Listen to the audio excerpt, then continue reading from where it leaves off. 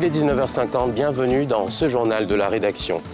À la une de l'actualité de ce 8 février, le village Kanakwaba CEDEAO, situé dans la commune de Trècheville, a reçu hier mercredi, en marge de la demi-finale entre la Côte d'Ivoire et la RDC, la visite de l'équipe du jeu de sensibilisation à la lutte contre le sida, à l'assaut du sida. Objectif, promouvoir ce jeu auprès des jeunes spectateurs et récompenser les gagnants des précédentes sessions. Mardoché Kwasi, Tanguy Kona. À travers la plateforme de jeu à l'assaut du sida, les initiateurs entendent sensibiliser et informer les jeunes sur le sida et les IST en utilisant des jeux ludiques et le numérique. Lancée le 28 janvier dernier, la session spéciale Cannes, qui va s'achever le 10 février prochain, vise à profiter de l'engouement qu'offre le football pour toucher le maximum de jeunes.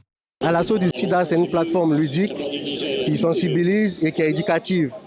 Grâce à cette plateforme, on joue et on apprend en s'amusant, donc on renforce ses connaissances sur les IST, le VIH et le sida. On sait que les jeunes sont beaucoup consommateurs de jeux vidéo et de réseaux sociaux. Comment les toucher? C'est avec ce système-là qu'on appelle la gamification. On a nos joueurs qui jouent et qui apprennent des informations en même temps. Et c'est sous un format de compétition pour permettre aussi de faire des heureux. Donc le top 10 est récompensé. Après 10 jours d'activité, la session spéciale Cannes a enregistré 59 925 participants.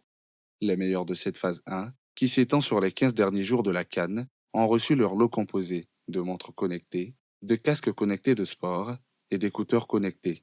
J'ai entendu parler du jeu par le biais de l'ONU-SIDA. C'était des questions en rapport avec le VIH et la stigmatisation. Donc, en quelque sorte, ce sont des questions qui nous permettaient d'avoir des informations sur le VIH et d'appliquer des bonnes attitudes dans notre quotidien pour pouvoir éviter la maladie. Une belle initiative de sensibilisation, vu que nous, jeunes, nous sommes plus focalisés sur les téléphones et sur tout ce qui se passe comme jeu et tout.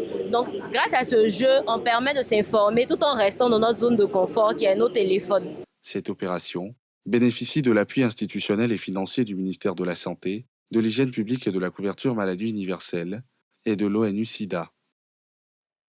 Et c'est la fin de ce journal. Merci de l'avoir suivi. Je vous souhaite de passer une agréable soirée sur NCI et je vous dis à demain.